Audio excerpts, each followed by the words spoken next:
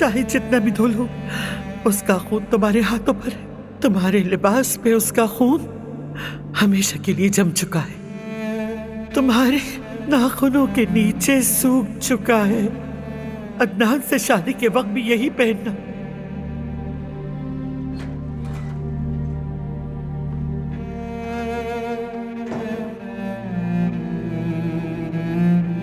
क्या तुम तैयार नहीं हो? ड्राइवर नीचे इंतजार कर रहा है। तैयार हो? सब कुछ ठीक है? कुछ हुआ है क्या ज़मरूद?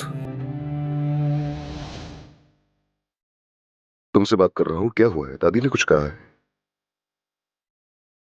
नहीं तो किसी ने कुछ नहीं कहा। यहाँ सब लोग बहुत अच्छे हैं मेरे साथ, और खास तौर पे अजमत साहिबा।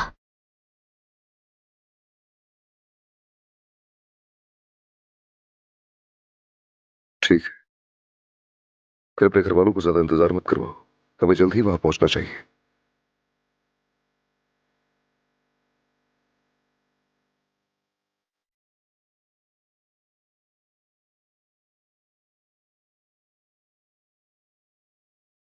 शाम बखैर अजमत साहिबा।